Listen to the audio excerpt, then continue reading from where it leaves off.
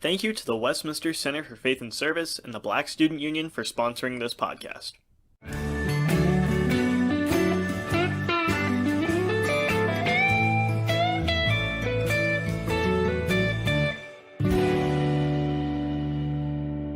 So thank you everybody for joining us for another installment of After the Tassel podcast. Today we have a special guest, Muhle Dlamini. Did I pronounce that correctly? As close as it's going to get. No.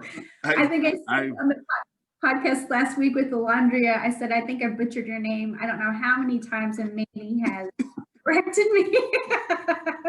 No, I've gotten used to it, and I think it's something like I accept it as a student. So this happened long before we became like colleagues. So don't sweat it. So you're here today for our diversity series podcast. You are a current enrollment counselor here at Westminster, but you also graduated from Westminster. Brought to our listeners today by the Center for Faith and Service, and we're also co-sponsored by the Black Student Union. So we'll just go ahead and get started. So tell us a little bit more about yourself and about your career path. Well, and I kind of fell into enrollment. So, well, for me, myself, I'm from Swaziland, so recently changed its name to Eswatini, which is basically a translation of Swaziland into our native language. It's like Ivory Coast calling itself Cote d'Ivoire, and essentially, so that's where I'm from. I grew up in a small town, kind of on the countryside. Honestly, it's called They call it the Sugar Belt, but it's part of the country that produces the most sugar in Swaziland out of sugar cane. It's one of 5 siblings, pretty closely aged, apart from my little brother. But we all went to basically the same grade school, just about. And then we all went our separate ways for kind of high school. And that's where the big step kind of happens. At least in Swaziland, it's grade school to high school, because typically the high schools are what determines what kind of college, university, or whatever program you can get into. And so that's where, as opposed to like the high school here leading to college, it's a lot earlier in Swaziland. So I ended up going to Waterford, Gamhlaba, United World College in Southern Africa. And that was my pathway to Westminster. And so was here for 4 years, had a really good experience, graduated and started working in St. Louis. 2015, I graduated in May, so in August of 2015, I started working for IT staffing company. Good, work environment. It was people my age, recent grads, and it was young and exciting. But if I look back on it, I wasn't amazing at my job. I wasn't as amazing at my job as I was a student or here. And so eventually they let me go. I think it was early in 2016. Like I just wasn't putting out the results that I needed to. And sort of looking back, I've been able to be honest about that now. At the time I was very frustrated, didn't think it was fair, but looking back on it, I wasn't amazing at it. At the time I was let go from there. And then I used that month before I got a new job to kind of think about what I needed to do next. Like, how could I prepare myself in a way that never happened again? So I took on a temp job with Unigroup in Fenton, and used that basically to buy my time to get into grad school, just to avoid that experience or feeling like that again. I wanted to be more prepared than I thought I was. I think as an individual, the sales world is pretty cutthroat, and I feel like personally, I was not as ready for it. And so I did that, got into grad school at North Central College in Naperville, Illinois. Through the help of my previous coach here at Westminster, Andrew Bordelon, I got a graduate assistantship over there with their men's soccer program. And that's how I funded my grad school education. Really positive experience, learning about coaching, sort of blending my passion for soccer and pursuing continued education. got my MBA in international business over there, graduated in June of 2018. And at that point it was, a job search all over again. And I was really happy to hear about this opportunity here open up and being able to get it. And it was touch and go for a little bit, but I'm glad it all kind of like worked out. Yeah. Well, and when did you get your degree at Westminster in? What was your major? So I double majored in international business and business administration with a concentration in finance, but I minored in French. And so that's how I fulfilled the foreign language component for international business, which is part of the major requirement. That's fantastic. I can say just right off, thank you for being vulnerable about being letting go back in 2016 and grappling with those feelings. That is very comfortable to share. I've been let go myself. I was in a sales job up in Kansas City at a department store. I was kind of in the middle of my career change, and I worked for a department store right during the recession. And as you know, is cutthroat. And I was awful at sales. I am not a salesperson by any imagination. And they let me go. And even though I knew I was not good at that job, it still hurt. And ego took a hit.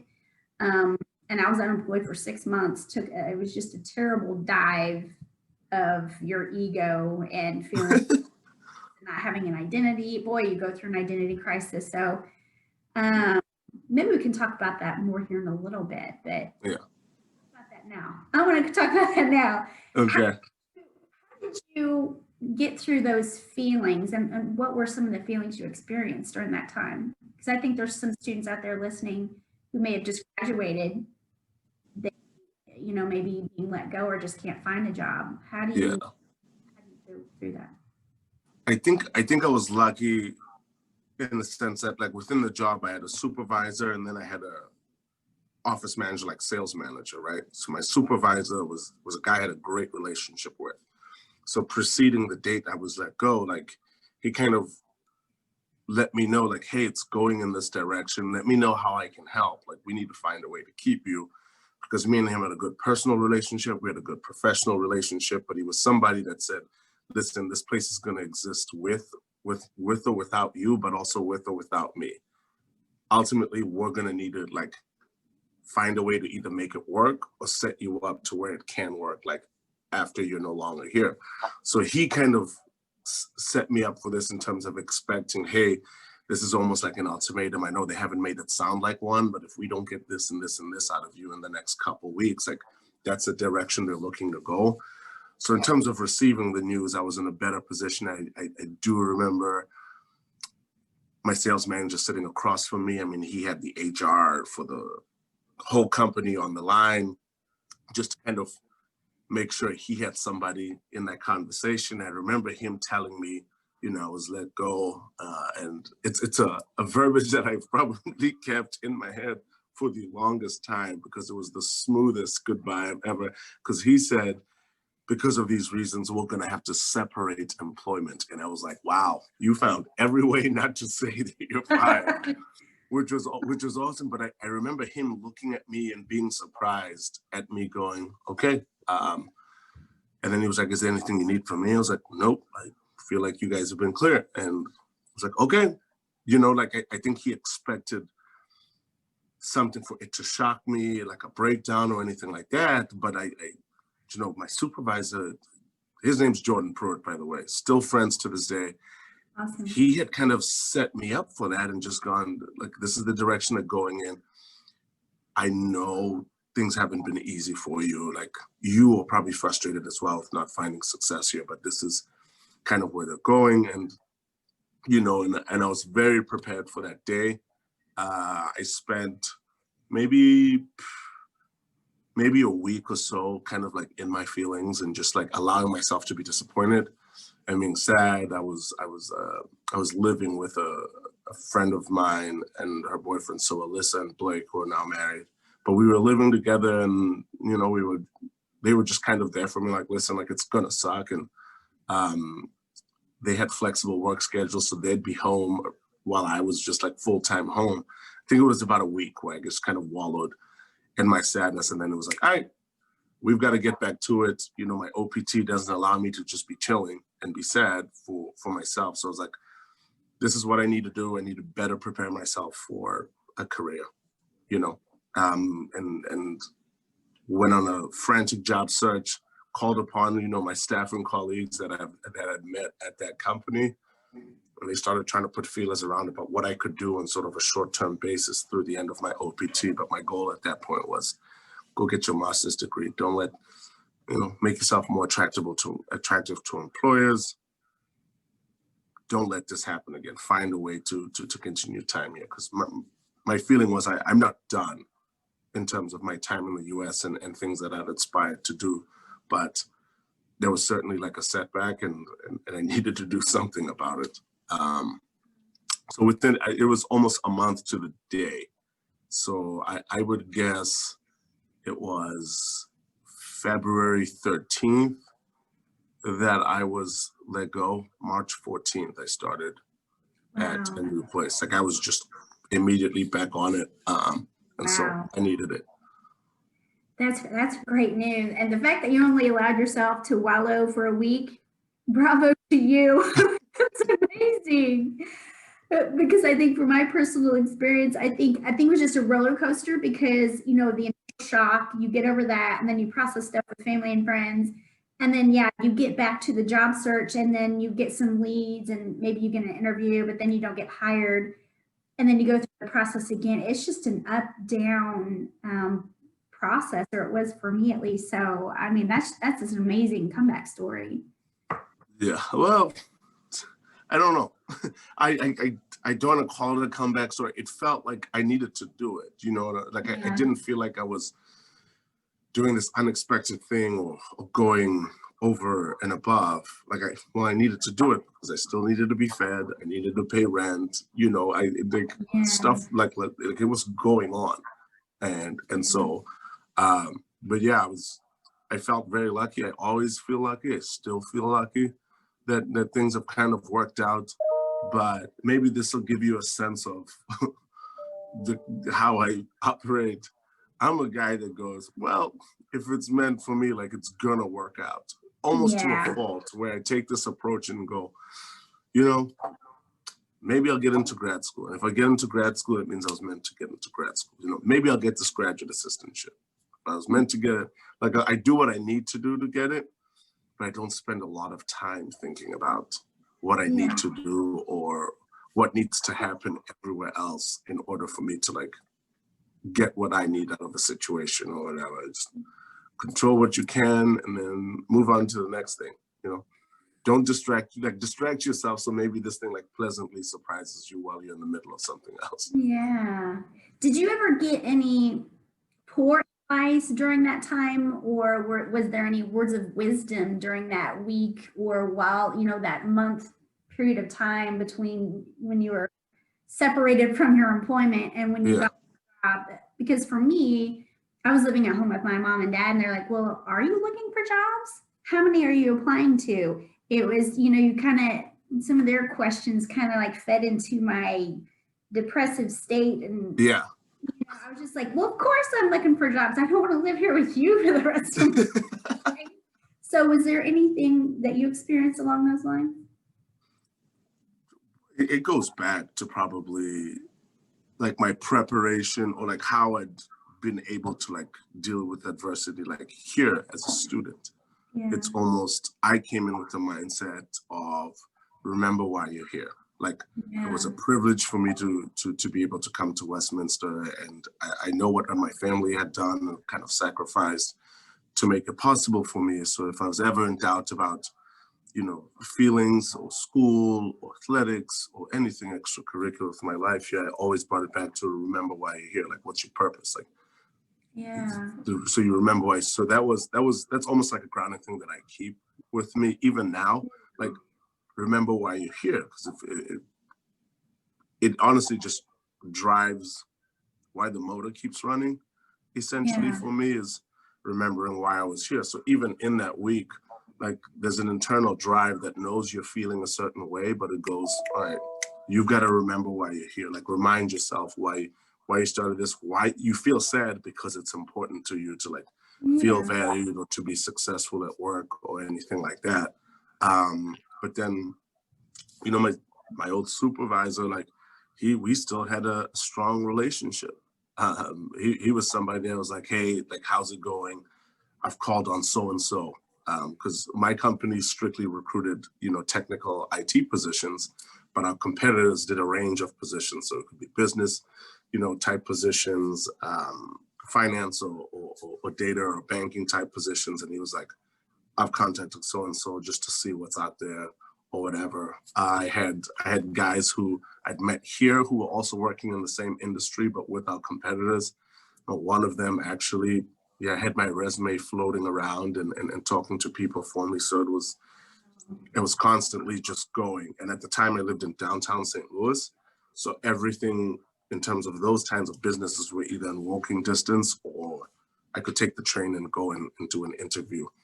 So I used a lot of this, I used a lot of the same kinds of businesses that I'd just been fired from to get employed again. And so thankfully it worked out.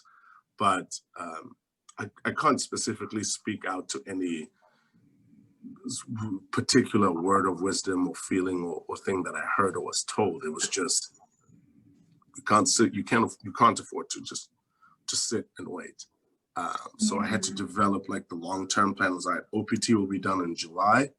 I need to know what happens after July, but I also need to know what's going on now. So I went with securing employment first, and then spending the rest of my free time securing grad school and that kind of stuff. Well, and for our listeners who don't know what OPT is, do you mind explaining that really quick? Yeah, so OPT is a work permit essentially. So OPT stands for optional practical training because, you know, it is optional, but it's practical training for the international student who graduates from an American university or college or whatever. And it's, you know, up to 12 months for a standard OPT schedule. But if you graduated in a STEM related field, you have the eligibility for a 2-year extension on top of that. So 12 to 36 months, depending on the type of degree you have. But essentially it provides international students the option to work in the US and almost for tax purposes, be treated like a US citizen for that 1 year in terms of taxes. But it's, you know, you've got 12 months. Essentially, when it expires, your status in the institution expires, and ultimately the key then, if you want to still be in the US, is maintaining status. And so there are options. So if you're a STEM grad, you could, you know, get a 2-year extension on that. Alternatively, if an employer sees value in you and wants to invest in sponsoring your work visa, which is a 3-year deal, then they take on that undertaking to begin whenever the OPT expires. And that's usually that's the crack that a lot of international students kind of fall through. You have a better chance if you do, you know, work in those STEM related fields, because there is a high demand for that, and it's a global demand for that. And whether or not there are Americans or American citizens capable of performing those jobs, there's usually, you know, also a demand beyond what the domestic labor force can provide, kind of with that. So yeah, so it's for me, it was 12 months as an international business and, you know, business finance major.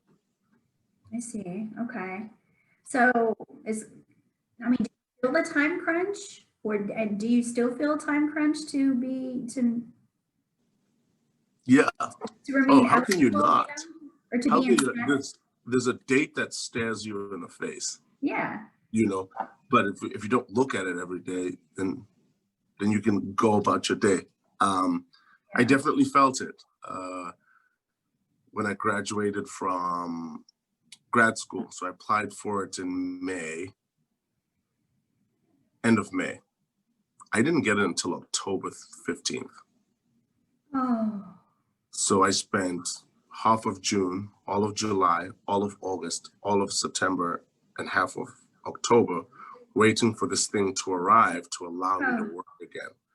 You know, when you're outside of your status, when you can't work.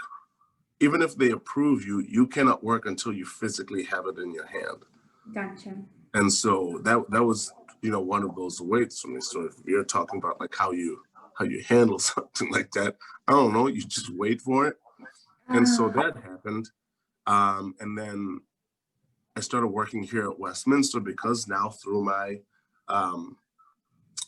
grad school experience, I had found a way to understand better the visa system, OPT system. How can I put myself in a sort of a beneficial position if I do want to continue to be in the US? And discovering that, you know, most businesses fall under the lottery system to award those, but nonprofits and higher education institutions don't, so they can apply any time of the year. So rather than putting myself against like physicians and neurosurgeons and astrophysicists in the lottery, you know, I maybe needed to start looking at a different industry or field. And thankfully, this is something I always said in interviews. I don't care what the industry is. I really care about what work I get to do like day to day.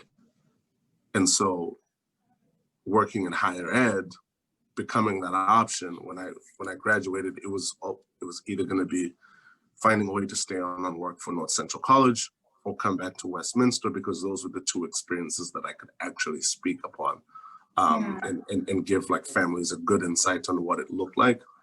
And so that was the redirect. And even then, I got my OPT in October. They backdated the start date to August, which was when it should have started and when I should have had it, based on when I applied. And within that first year, Westminster had to make a decision about whether or not they were willing to help sponsor my work visa. And so I was fortunate to have that conversation during my interview, and lucky, as I said earlier, to have them follow through on that, because sometimes things can get difficult and make it difficult with that. But while I was in grad school, the whole time I'm finding a way to separate myself from just being an MBA student. Yeah. So a lot of my grad school classes had a kind of a global outlook or perspective, or looked at things from that sense. So they kind of specialized the program that I designed for my international business, you know, MBA, to where it would reflect almost a specialty of sorts by not only now my background coming from a global environment and society back home, but now adding the educational piece to it. Because you have to flesh those things out when you do apply for a work visa. And so consider myself very lucky the school invested in me and continues to. But I also feel like I had to make my case before they hired me. And that was an undertaking that I think both parties saw mutual value in. And so I'm grateful. No. Well, you've already mentioned so many challenges that you've overcome. I mean, my heart always goes out to the international students who come here from so far away, because not only are they experiencing the same type of emotions our domestic students do, you know, away from their family, but they're doing it across the ocean, right? And they have to act an entirely different culture, you know, food, a different way of learning, just everything is new and different about living in culture. What were some of your other challenges that you had to overcome to get to where you are now? Those are the biggest ones. If I'm being honest with you, it's my country of origin. Okay. That would probably be the biggest one. And I understand why they do it. You've got to protect, you know, domestic jobs and the like, you know. But when you live the experience, you start thinking, well, they care so much about educating me here. Why is it so difficult for them to keep me here?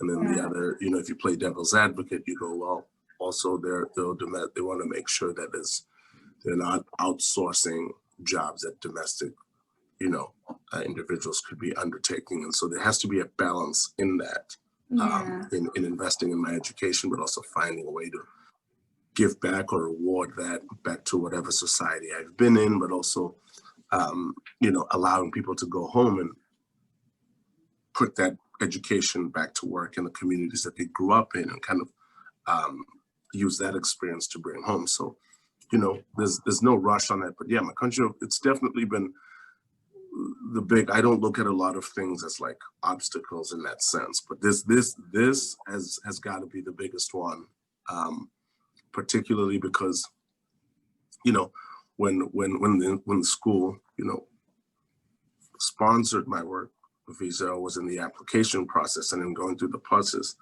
my OPT expired, I think it was August 8th or something like that. So from August 8th, I could do anything I wanted with the institution on a voluntary basis, anything but my job. I couldn't do my job. And so from August, I think it was until October 22 was my return date, was when we received approval and I finally found. So there was another wait like that. So nothing's ever kept me out of work or made me constantly think about how I'm going to work, if I'm going to be allowed to work, than not being from, this country. The alternatives is always to go home. And that's why people always ask me, like, what are you going to do if it doesn't work out? It's like, yeah, what's the worst that could happen? They're going to send me home? Okay. Yeah. I got no problems with that. It's just that at this time and at my age and what I want for myself in this moment, like this is where I need to be for whatever those things are. Like, I can't write them out or flesh them out, but I feel confident and happy with what's going on now.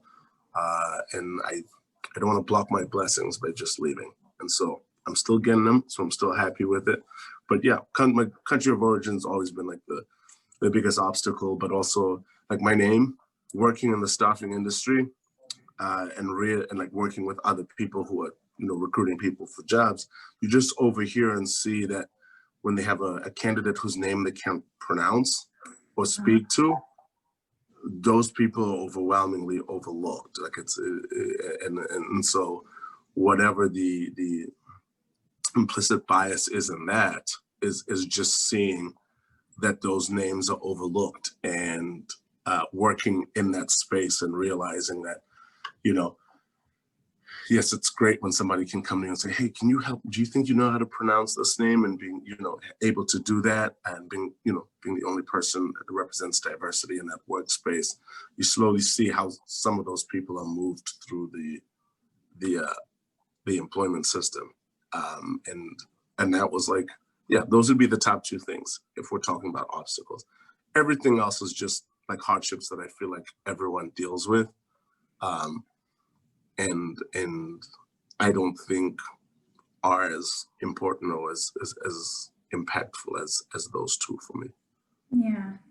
And we started the top of the interview or the podcast where I said your name and then I butchered your last name. I'm used to it by now, but does that really offend you? I mean, did it offend you? It did. Now? Like you're gonna be very disappointed when I say this, but Muhle is not even my name. Okay. But it's something that I realized I needed to allow to happen. Otherwise, I would spend my energy trying to correct people who are having a hard time with the H and the L being side by side.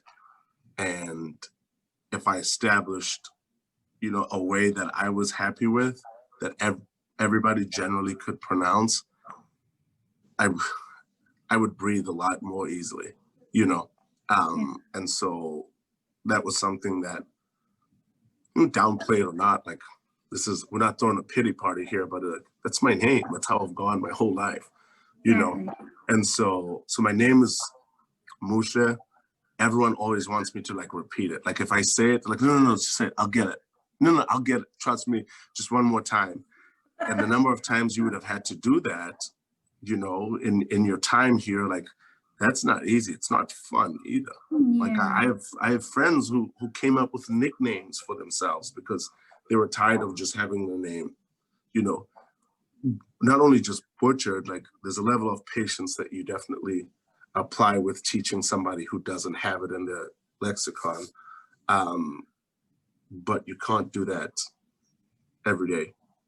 Yeah. for 4 years or for the rest of your life. Like Yes. that can get tiring. So I know people who shorten their names, use nicknames. I remember when I applied here, I anticipated it. My middle name is Theron, and I thought about going as Theron here, but I also realized I'd never gone by that name ever. Even though it was my middle name, I recall my dad using it once in my life, and I was in trouble when he did. And so I was like, well, we're not going to do that. But yeah, so it's definitely like something that I anticipated until it was keeping me from something, you know. I anticipated until it was keeping me from employment, like, and that's just like a hurdle. You'd be amazed probably at the number of people who felt that way, but you know, it's just one of those things. So my name is Muhle Theron Dlamini. If you can get the Muhle, the HL, you can get the DL in my last name, because the DL is a harder or deeper sounding version of the HL. So the hle comes out of the side of your mouth, so it's your tongue against this, the inside of the side of your teeth and against your cheek. And then the j is the same sound, except now you use more of like your chest to speak it. So it's Muhle and Dlamini. But don't make me repeat it. Just keep rewinding this part of the podcast, because I'm going to try to avoid doing that for a minute. So where did you come up with your name then? Where does it come from? Aggregating the number of people reading it and going, this is the most common sound. Okay. I had gotten used to it, but my dad flew up here for my graduation. And I just remember seeing his face when like my friends or people I'd known a while were calling me by a name that wasn't mine. And I don't think he enjoyed it or took it well. But props to, at the time, Dean Perry. Dean Perry sent me an email the week of graduation, and it said, hey, it's Dean Perry. I'm going to be reading the names at commencement. I just want to make sure I get it right. So if you could please wait till after 5, call my office number. Here's what it is. I want you to say your name once through, and then say it twice, slowly through the second time, full name, and then say it one more time, slowly through the third time. And I did that. And I just remember getting up for graduation and her just nailing it.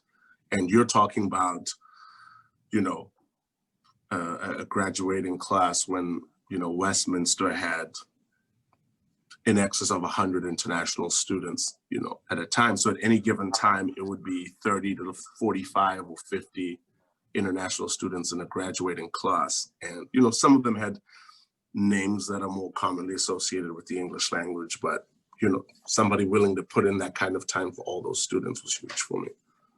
That speaks a lot. Yeah, Yeah. I didn't know she did that. Yeah. Oh, no, she was awesome. She had to correct me recently. I keep calling her Dean Perry. They just call me Carolyn. I was like, this is weird for me. This is weird for you. Mm-hmm. Well, so you've talked about some of your job search in the past, but when you've searched for a job and you were on the lookout, did you specifically look for jobs that diversity was part of the organization, and is that important to you? I didn't then, but I would now. You know, then I was just sort of going, I had a very happy to be here approach to how I handle things. Like I was just very like grateful for the opportunity and just happy to be a part, happy to be playing along. And I don't think there was anything wrong with that. I think it was like, I don't want to call it a survival mechanism, but like a thing that helped me get along, as I was very happy. I still am in a way kind of like that, grateful for what I have and where I am. But now it is important to me because representation is so important. And I think it needs to exist for everybody, because you want to be able to see yourself in something or in an ecosystem or an environment later on or along the path that they've kind of fleshed out for you. you want to be able to see yourself in that. And if you don't see it when you walk in, then you're going to have to pioneer it. You can't make me I can't be the hero for a problem I didn't create. You know, like I can't have to come in. We can't be expected to come in and pioneer all these initiatives in a space that has survived on a problem or thing that we didn't create. And so now it's important to me because it needs to be inviting. It needs to look welcoming so that, you know, people of diverse backgrounds look supported in their regular activities, but also in the activities that are pertinent to them and their identity as, you know, a person of color or a person who's a non-binary gender identifying person. So like whatever the case may be, country of origin, religion, whatever the case may be, workplaces that I want now, I need to feel like not only, you know, are welcoming, but also can cater to those individual needs, sort of cognizant about what those might be. And you don't get that without representation. Unless somebody's in there physically living the experience and telling you so you can help, you know, structure, shape, and shift, you're just not going to get that, because everybody you recruit that represents a diverse background is just going to feel like, well, I'm not going to have to spearhead this or spearhead that or be in charge of this or be involved in that. It's too much. I just need to do my job here, you know? Yeah, exactly. And when you're talking about recruiting, you're talking about professional recruitment, right? Like colleagues and stuff, but you're also part of our enrollment team who saw a 5% increase in freshman enrollment here. How does that look as you counsel with prospective students? Are you specifically in charge of international students, or do you have a certain population that you work with? So I just switched from, I used to have the greater Kansas City area and like Northwest Missouri, that used to be my territory, and international students. Now I have the international students and the greater St. Louis area, bar a couple counties. And that's a new undertaking for me. But as it regards to international students, that's always been the plan, is to have me help recruit international students as well. And I will say, in the last 2 recruiting cycles, we've had more questions about the status of diversity on this campus than we ever have. And this is from, you know, students who represent the predominant, racial identification on campus, as well as students coming from those diverse backgrounds wondering, 1, what is the status of it now? 2, what sort of measures or institutional sort of provisions are in place to foster to those individual needs? But 3, what's the outlook looking forward? Difficult question to answer for somebody who's never been to this institution before. And thankfully we have, I want to say, 3 out of our 6 counselors are Westminster alums, which is something they can speak to, but also their experience and what it looked like when they were students, but also how it's changed over time and where they envision it going and how we're advocating for all of those things. And so now more than ever, families are asking those questions because I think they value it in a way that I personally value it and would like to see like an obvious and blatant example of the institution valuing it as well. Yeah. So how do you answer those questions for those prospective families and students when they ask? Honestly, yeah, you've got to be honest. You've got to be honest about what it was like for you as a student, what changes you've seen happen, and what's happening now that you think is going to affect the future. And I think for a long time, that last bit was always the hardest. Yeah. It was always, I don't know, I'm not sure. But this year more than ever, I think, and I'm in a unique situation just because I've championed a lot of those endeavors because of what I personally feel, and had platform with leadership and enrollment services, and thankfully had like administration leadership as well, and like being able to kind of, you know, have dialogue with them about it, to hear my concerns as an alum, but also now as an employee and somebody who's on the front line with families. These are the questions they're asking, and you know, these are the answers I'm providing. We're going to need to start seeing these things play out, and we're going to need to start calling things as they are.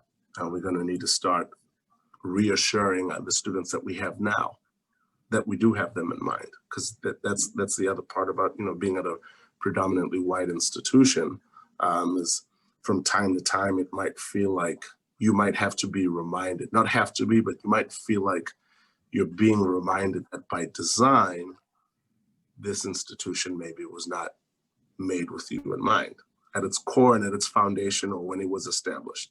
Yeah. They didn't have you in mind. And that's why when I see, you know, some of the amazing things like the Women of Westminster program has been able to champion over the years, like shout out Callie Wright Smith, shout out Cinnamon Brown, shout out Casey Lacey, shout out Carolyn Perry, like all of them, because you see that when you have an institution that was by design not meant for a certain demographic, you need to be intentional about the institutions that you place within the institution to support, recruit, retain, and celebrate that diverse group that you are finally, that demographic that you are finally allowed or eventually brought into the institution and made it a part of the community. Like those are the things that I envision for our diversity, so our diverse personnel, but also students, is establishing something that is equally as respected or equally as nuanced and as firm, as legitimized as that Women of Westminster program. So I think it's been great. Like the showroom essentially that they have as you walk into HAC or JCI is incredible. Like I look at stuff like that and I'm like, that's the kind of spread and that's the kind of recognition and celebration that I'm hoping we can get to here as well. And what would you like to celebrate? International students, students of color, or all of it, all of it, all of it. And we need to remind people this is not a zero-sum game. Like one group doesn't have to miss out in order for this group to kind of be celebrated or get their recognition. Like no, like we can walk and chew gum at the same time. Like this can happen, you know, parallel to all the other endeavors that the school is pushing and celebrating in whatever ways they are. My vision, and I've started seeing like some small and measurable steps that leadership has verbalized, but also played out or put together, to where we have a recognition of where we are in terms of our representation of diversity on campus for the student body, but also for staff, because I think that's where it starts is representation, like seeing it, you know. It granted, we don't want to reduce an entire educational system to that, but we can't ignore how critical it is to somebody seeing themselves at that place. And so it's not limited to that, but when you have that, then all of these other things can sort of come after, because the student is now here. They got somebody that relates to them. And so it's those kinds of things kind of build on each other, and for where we are geographically, but also as an institution, you know, and being a private liberal arts college that is, you know, if you start including economical factor, you know, then the disparity or the gap spreads even more and more. So I'd like to see us at a place where we acknowledge that we know that that's happening or that's been happening, which I think is where we are now. We prioritize rectifying that, which is where I think we're very close to or right at it. And then we actively pursue activities that support us rectifying that, which I think is the next step. And I'm hopeful. based on not only conversations I've had with people on campus, but also alums who have a vested interest in this, that we're going in that direction. And so that's where we are. And maybe I'm not clear about what I'd like or what I'm hoping for, but you know, that's me. Those are the things that are driving my personal interest now. And they happen to align with professional interests and priorities and endeavors. And so I got to see something. Otherwise, I'm not doing enough to, you know, advance myself professionally or personally. You know what I'm saying? So we need to be honest and confront these issues head on, and speak directly to the people who need the reassurance. You know, over time, I've seen a strong tides lifts all boats kind of approach to this, and it's discomforting. And I think we need to be a little more rash about this. Gotcha. I've never heard that expression before, but it makes total sense. Yeah. Well, I heard it in a podcast as well. So copy paste. Copy paste. It sounds like you're here at, you know, the right place at the right time. Do you feel that about your position being in at Westminster during this time of Black Lives Matter? Yeah, I feel lucky and grateful, obviously, but also I feel the responsibility to do the things I'm trying to, because I was a student at a time where those issues were definitely prevalent, right? But they weren't, the contrast wasn't as stark as it is now in terms of representation on this campus. I think I mentioned it earlier, but at its peak, we probably had 180 international students on this campus. So if you think about that, on a campus that I think at capacity is built for what, 1,000, 1,100 students without straining resources. Yeah. Anywhere from 15 to 20%, depending on what the numbers are in that year. And that's international diversity. Then you bring in domestic diversity, and now you're looking at a more kind of like balanced like student population and environment.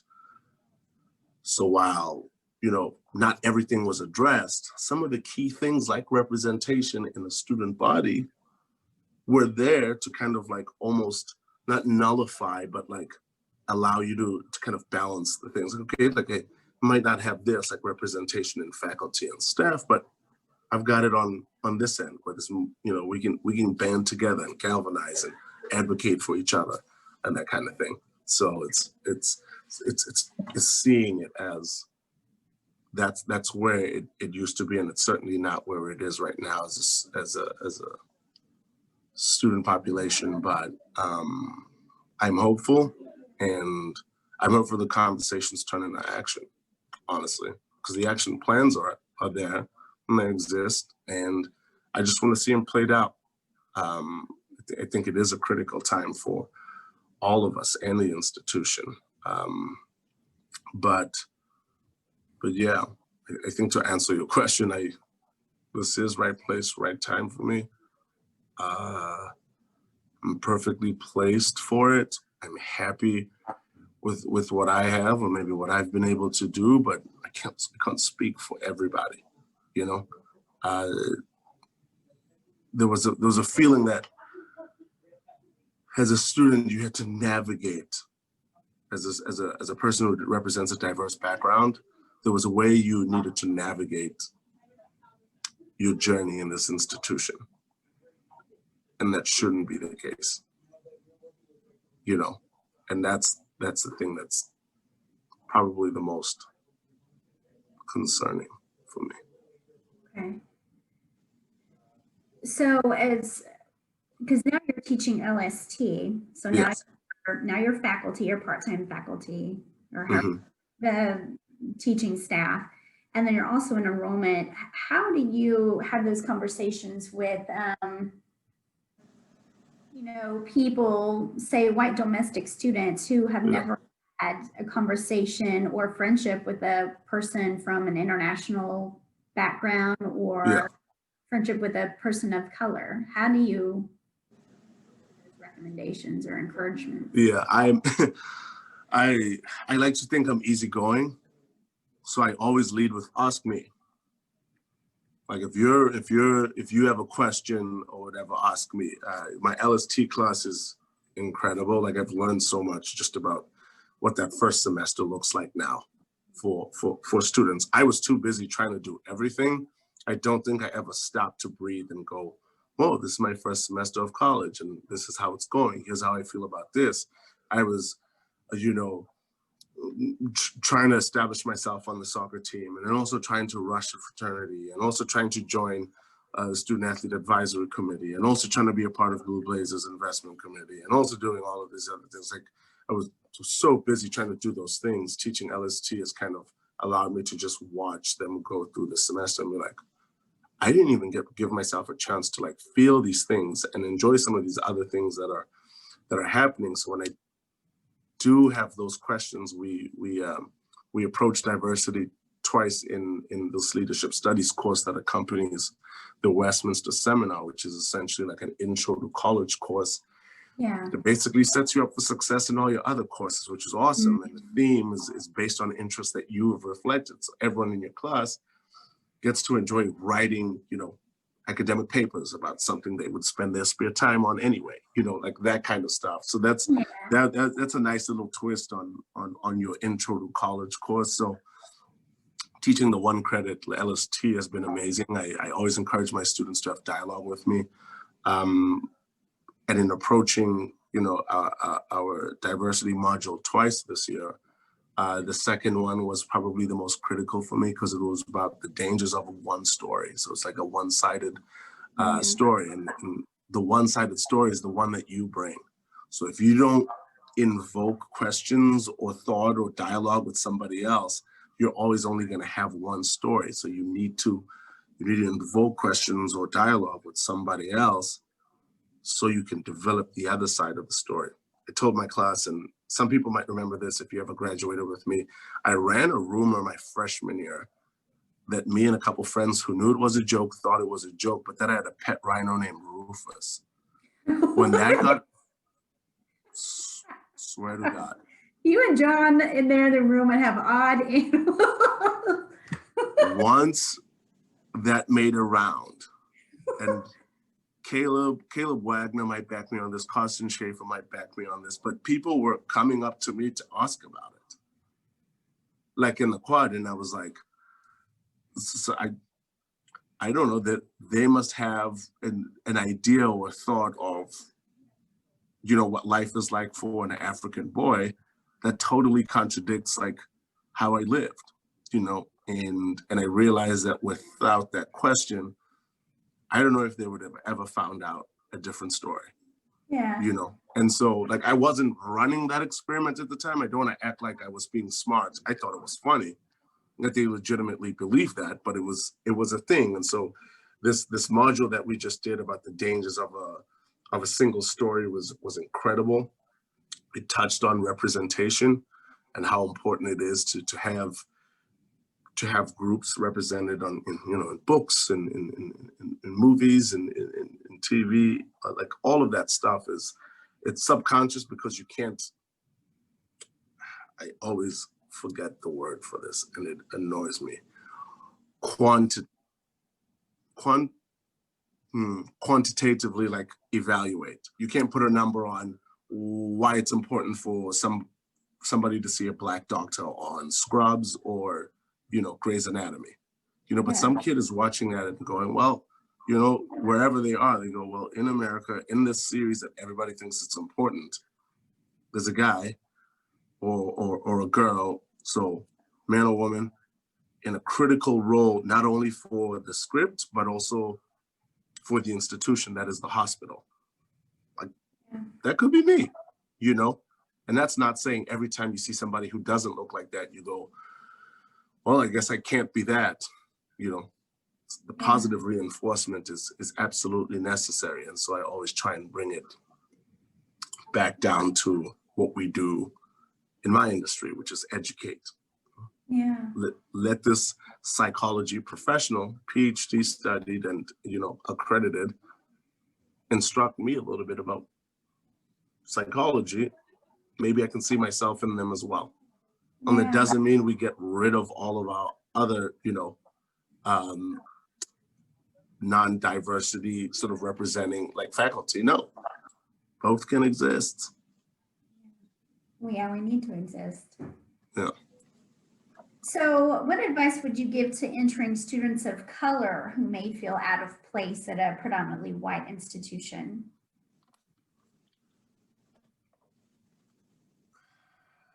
It's not your responsibility for these like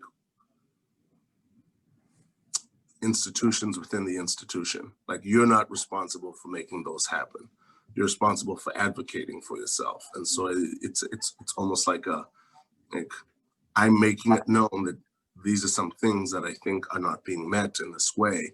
And so continuing to advocate for yourself, if indeed you see a place for yourself at Westminster, and this is something that could make yourself feel more at home or more comfortable as you navigate these spaces, is one, advocate for yourself.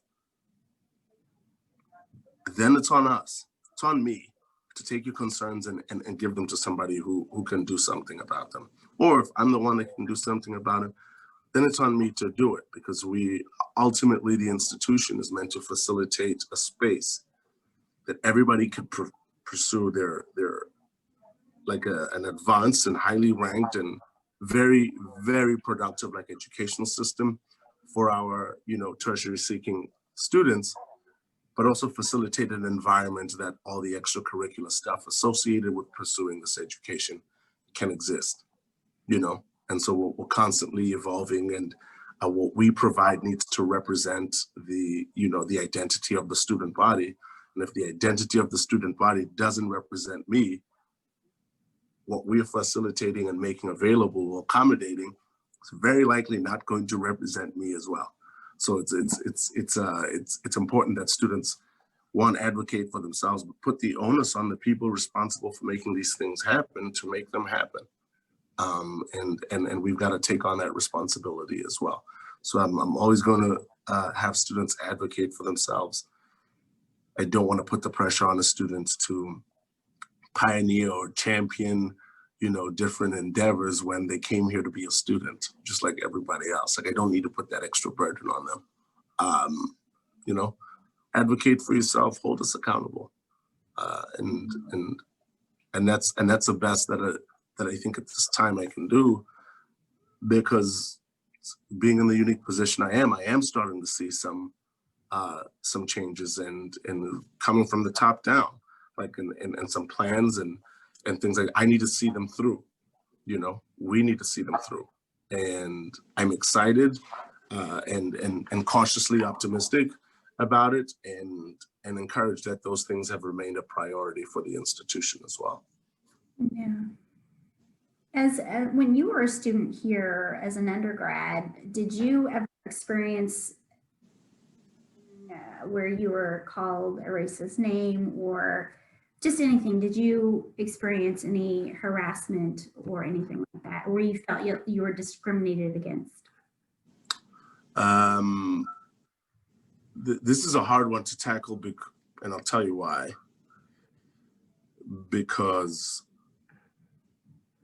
in looking back on the experience, I could certainly see areas where that was happening, and I was shielded from it because I could now be identified with as a member of one of the pillars of the institution, right? So being on the soccer team and being in a fraternity almost made me never have to address the fact that I was Black or different. And so I feel like it shielded me in ways that it might not have my friends, because even being in those groups or being identified as a member of those groups, anytime I entered a space and I wasn't with other people who represented those specific groups, I felt it.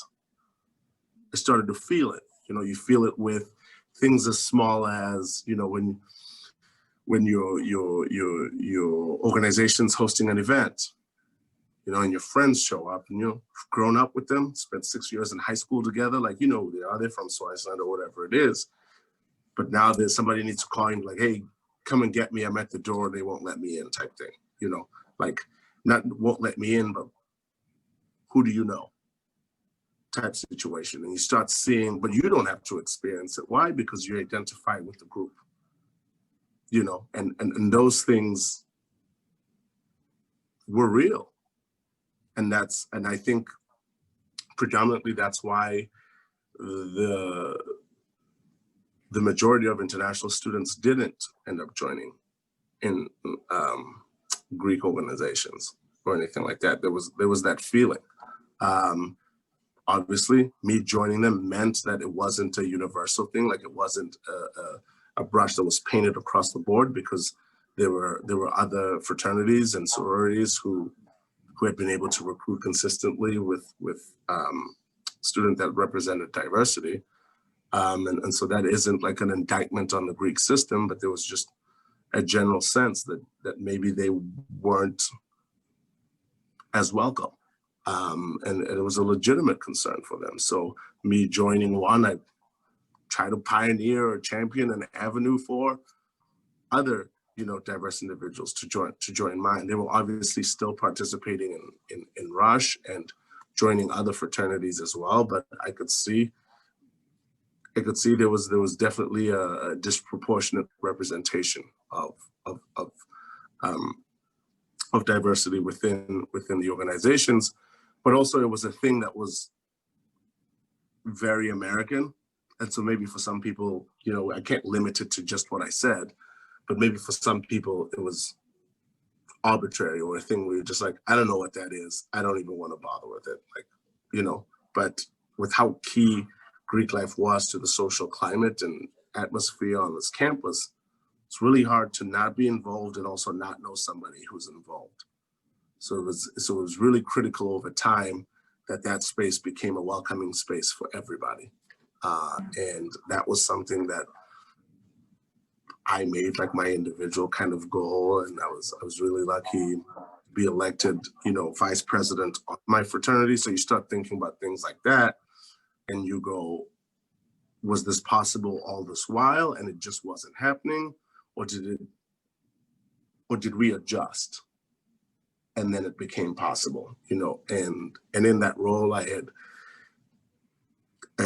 obviously assumed a lot of responsibility, but also got to be involved in like new member recruitment. And so you start playing these things out early on, and you're on the front line going, okay, this is how we're going to separate ourselves from the pack, and this is who we're going to be. Here's how we're going to want to, set out our recruiting strategy. Here's how we're going to be accommodating. These are the things we're going to pursue. So it felt good being in that position.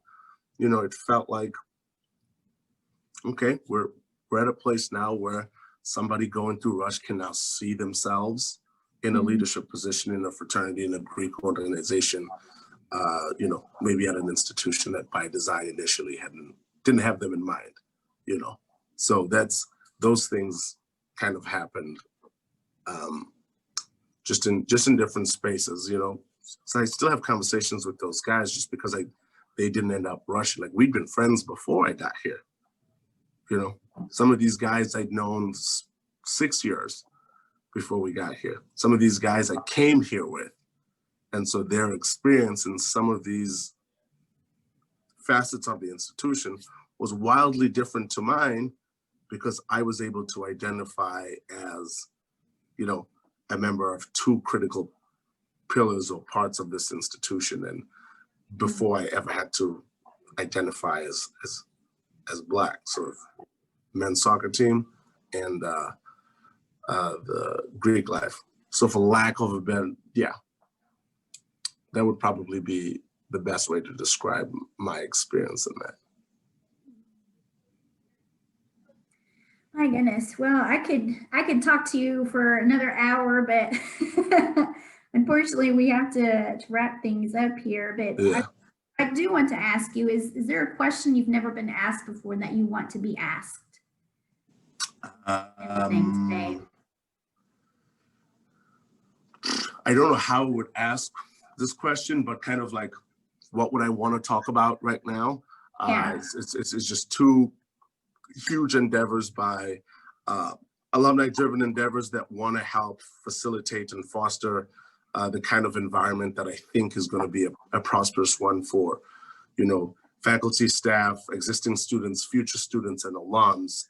As one is our International Alumni Work Network that we're just getting off the ground. And like kind of with that is like our goal is kind of cultivate like a diverse, intellectual, but also welcoming community of international alumni and some of our domestic and all of our domestic allies, people who have a vested interest in re-seeing the international presence on campus because it either added value to their experience and they're hoping it can add value to, our current and future students' experience, but also just put it back into having a greater international community at Westminster and beyond, kind of connect us. And ultimately, I think the goal will be trying to find a way to bring that presence and feeling back on campus. So that's a primary goal of that. And both of these are getting off the ground and finding their feet, but they're all alumni driven. So you're talking about people who have a vested interest in the success of the institution. And then the other one is another project that people have joined me or had me join to be a part of the kind of a founding group or group of a Black Alumni Association of Westminster College. And I think that was something that I stole the idea, or didn't steal, but learned the idea from my alma mater. And kind of when COVID broke out and we had the social unrest in the country, particularly as it pertained to George Floyd and the protests, one of the announcements I received was from my alma mater. Specifically, it was their, they called it the African American Alumni Association of North Central College. But what they sent out was an email that was a direct transcript of the president's response to that.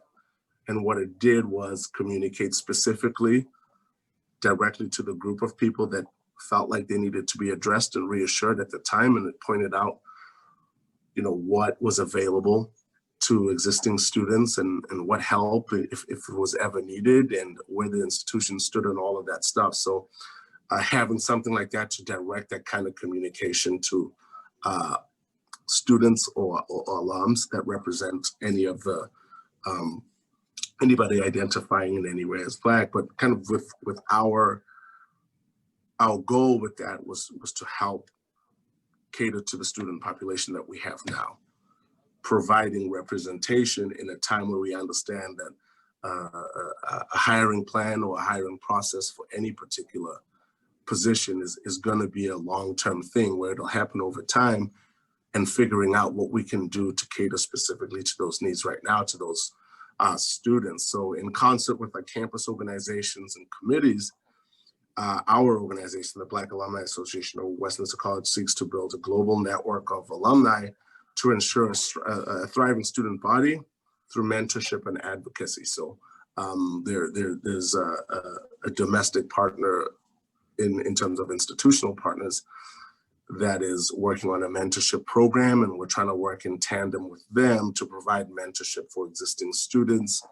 And there'll be intricate ways in how that matchup happens, and these are things that are still developing, but we want to be able to take care of mentorship as it exists for our students, but also work on advocacy sort of moving forward and thinking about, addressing the concerns and voicing those concerns for those students. So there's a strong desire for alums to help because they do believe in the institution and they do believe in what kind of success it set them up for, and hoping to make it easier on generations as they come in and through here moving forward. So those are probably the two biggest things that I wanted to name drop or kind of airdrop. There's some names you're going to be familiar with when it does come out.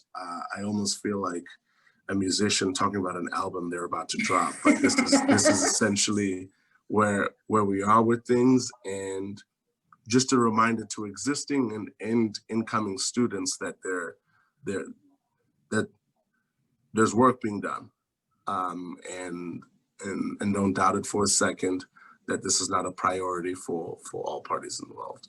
And if it hasn't already been explicitly stated from Mandy and myself, you know, the Office of Advising and Career Development, do want to partner with you through our WCCN network to create Let's go. You alumni see? groups. Ask and you shall receive, good people. Here we go. +1. Yes, yes, exactly. So thank you so much for joining us today. It's been a fantastic conversation. You have a lot of wisdom to share for our listeners, and I don't know if I'd call it off that, but you know. yeah, stop.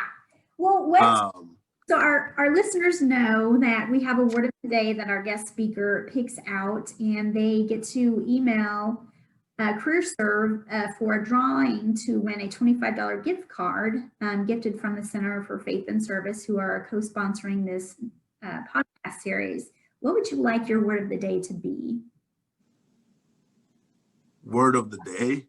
Yeah.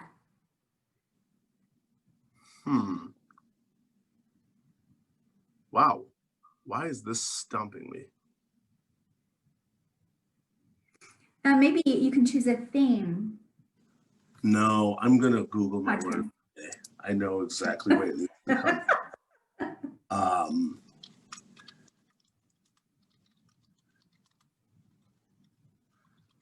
Let's see. Or maybe it can be your last name. Actually, it's my first name. Find out what it means. Muhle. Okay. Muhle. It was either going to be that or expeditiously. Expeditiously. Expeditiously. That's $100,000 word. Yeah, expeditiously. Whatever the gift card value is, that's what we're going to put on it. So we have 2 words. You get $1 for each consonant. Each one. Wow. So Muhle and then expeditiously. That's the word of the day. Okay. But I was excited for this rapid fire questions. Yes, that's coming up next. I've heard about them. Yes. What is your favorite word? Yes. What is your least favorite word? Maybe. I'd rather get a no than a maybe. What sound or noise do you love? The first 16 seconds of Future's March Madness song. If you haven't heard it, just go listen to the first 16 seconds. You can't not get hyped up to it. Future March Madness. Okay, very good. Well, what sound or noise do you hate? Metal scraping against anything. Yeah, my teeth just go berserk. Oh, my hair just stood on end. What profession other than your own would you like to attempt? Acting or stand-up comedy. Stand-up comedy sounds very scary, so I'm probably going to go with acting first because I did once dream that, but stand-up comedy would be right up there with it. Interesting. You're always up for a challenge. What would you not like to do? Being a stenographer, I really cannot type that quick. I cannot type that quick, and I don't know how they do it. It would just be scary for me. Sometimes I sit there with my fingers over the keyboard and I like breathe, and I just go, okay, here we go. Here we go. And I hit backspace like 20,000 times because I didn't want to look down. So I agree. Now I'll admit I'm not the typer with the 2 index fingers out scanning the entire keyboard. Like that's not me. Yeah. Don't confuse me for those guys. I'm not that guy, but I'm not a fast typer. So please respect me. Yeah. I'm the same way. I always look down my keyboard. I'm like, it's your fault. It's your fault. It's not my finger's fault. It's your fault. Yep. That's how it goes. Well, thank you so much for joining us again.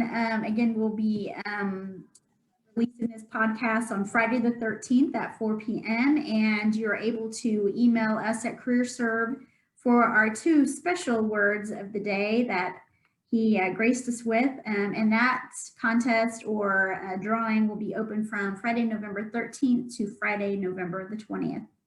So thank you again, and we'll see you next time.